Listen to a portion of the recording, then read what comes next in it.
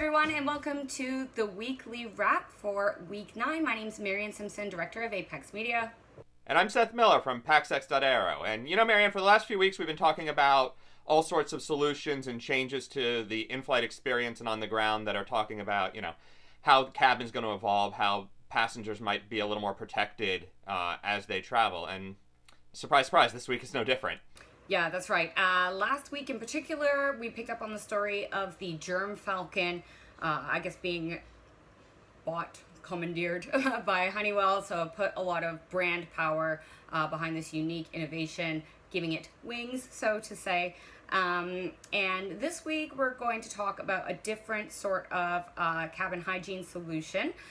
We saw an article this week by John Walton reporting for Runway Girl Network that Lufthansa Technik is testing something called TiTANO, which is a biocide from another German company called HECOSOL. And this is something that gets used in the aircraft cabin and should provide bacterial and viral protection on surfaces for up to 1 year. It can be applied during a heavy check or something like that, so it's an easy part of the maintenance process. And again, just another way that airlines can take the hygiene considerations advance those hygiene considerations and bring them forward for their passengers.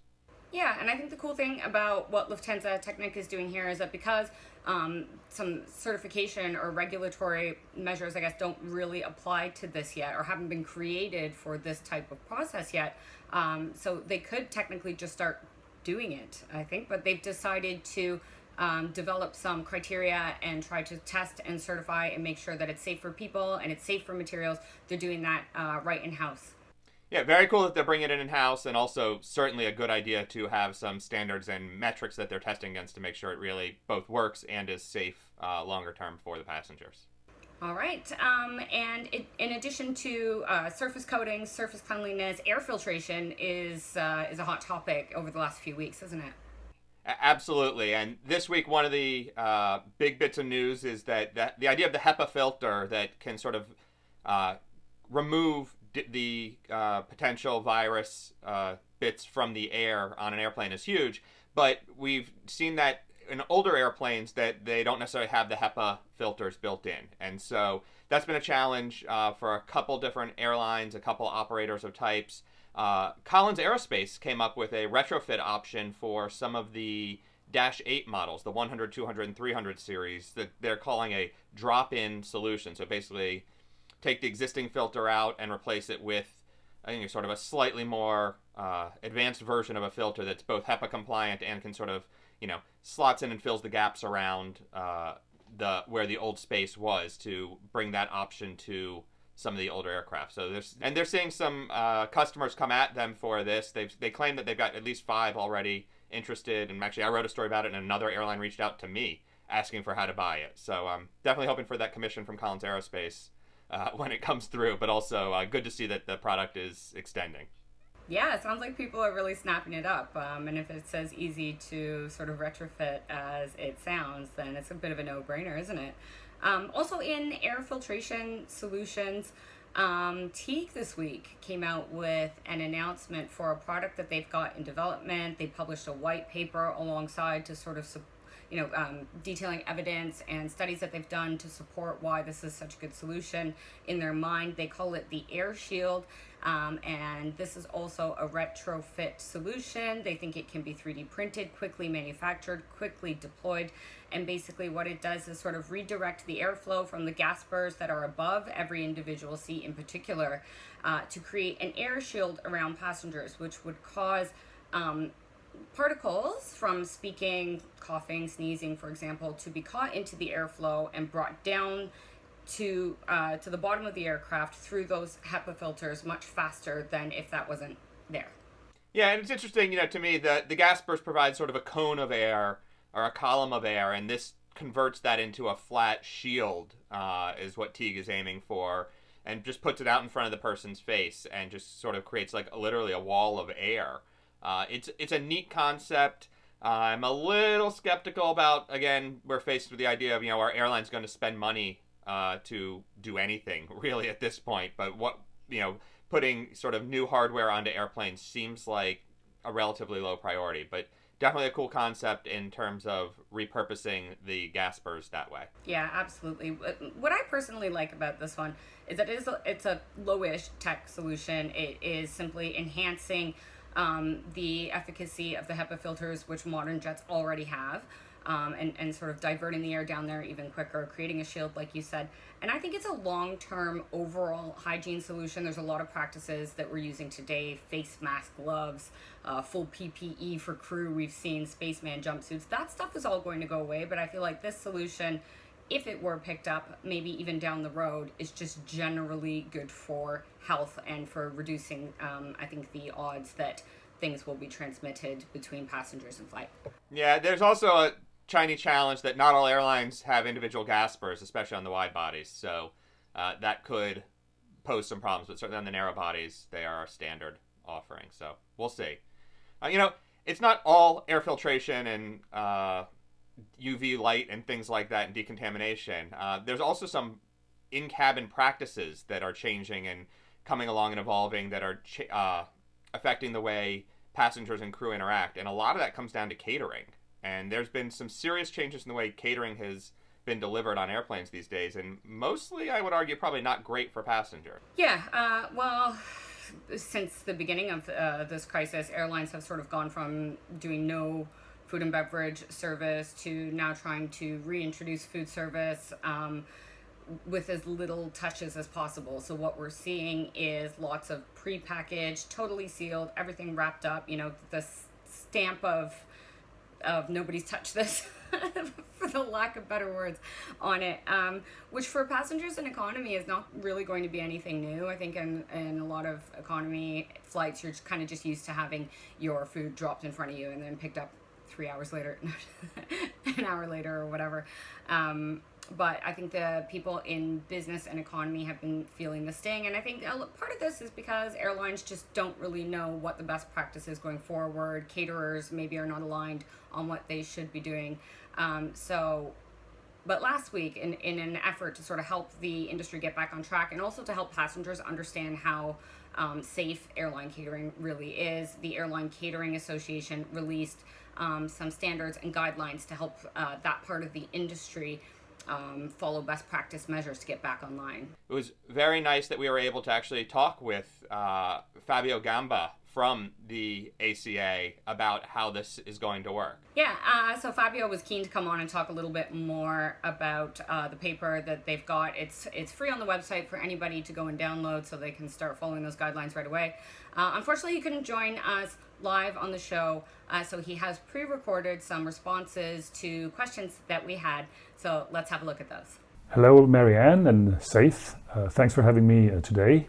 To the question of who we are, I would simply say that we, the Airline Catering Association, ACA, have been established as a not-for-profit trade body or international association with its siege in Brussels, the capital of Belgium, for historical reasons, to represent the interests of the catering industry and to allow them, if you will, to have a voice in the international arena, just as like trade bodies do normally. So these guidelines have been done by the industry for the industry. That means it's been done by our members, ACA members, for themselves and for the rest of the industry as well, and to a certain extent to the passenger as well, to help restore confidence that has been lost a little bit during the pandemic. Every process involved in getting food to passengers, we call them the 4 Ps, which stand for people, for premises, for policies, processes and procedures, and for procurements. That's actually 7 Ps, but we call them 4 Ps. Now, every airport, airline or aircraft are different, and that can be a challenge in a catch-all approach as ours. So we try to solve this by providing checklists based on local risk assessments, and then recommendations are given for low, medium or high risk scenarios. I can give you an example. In medium to high risk levels, kitchens must maintain physical distance among themselves and amongst employees. They must wear PPEs and suppliers must comply with guidelines through health certificates accompanying delivery notes. That's all in our guidelines. To us, the biggest takeaway is that in-flight catering is safe as of now.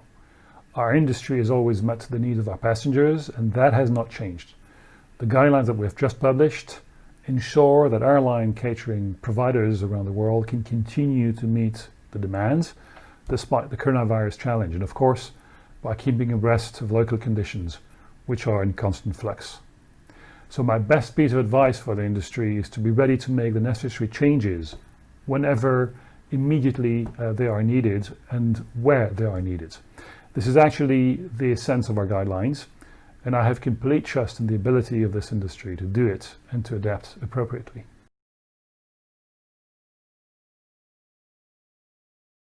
Our guidelines have been designed to address situations at different levels of risk.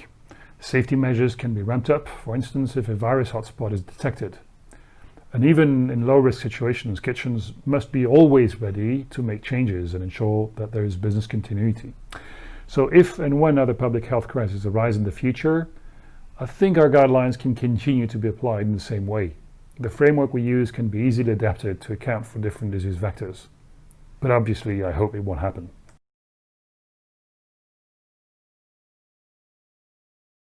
So I want to be clear on that point. Food is not a vector of the virus and or of its spread. That's been certified by the WHO and many other agencies, and many times throughout the crisis. So this and the exceptionally clean air quality in the cabin make eating on board absolutely safe. Now, when you apply our guidelines on top of all that, catering is becoming an absolute non-event, apart from enjoying it. And as an industry, we have decades of experience in making sure that all the food that leaves our kitchens is safe. So when passengers want to eat, it is our job to make sure that they can enjoy a meal on board with all the peace of mind necessary. All right, thank you to Fabio from the Airline Catering Association. And again, for anybody watching, if you want to learn more about that association or if you are keen to get your hands on the guidelines, you can visit www.aca.catering. Awesome. A couple quick headlines on airlines sort of comings and goings this week. Norwegian announced that it's bringing a dozen more planes out of storage and is going to ramp up international service from its Oslo, Copenhagen, and Stockholm hubs. A lot of service from Scandinavia down to the Mediterranean coast, and Oslo is actually going to look a little bit more like a business operation as opposed to just leisure. So it's nice to see that happening. A lot more routes coming live as of July 1st. And unfortunate news, both LATAM Argentina and Level Europe, which are sort of short-haul operators within the larger parent companies, have announced that they're either insolvent or halting operations, and not so great news. So a little bit of a mixed bag there, but we are certainly seeing some signs of recovery from a few airlines growing. So, I'd like to look at the positive as much as I can there. Yes, let's do that. All right, thanks for that, Seth. And then as a final thought, I was real happy to see a press release coming this week from our friends at the Crystal Cabin Awards, which are widely considered to be the Oscars of the aircraft interior industry. And they say that unfortunately, of course, they weren't able to have their gala event or final judging panel, which normally takes place at Aircraft Interiors this year. They've postponed to April 2021 to coincide with Aircraft Interiors Expo again. All 8 categories are going to retain their current finalists, so they're not going to open the categories back up to new entrants. So the finalists were announced already, and those ones will still go through to final judging and ultimately winners chosen at the gala event next year. But they have introduced a new category. Yeah, this is really interesting to me. It's a sort of it's the post-pandemic challenge, if you will, and which of these innovations that we've seen, we've talked a lot about them over the last few weeks and months.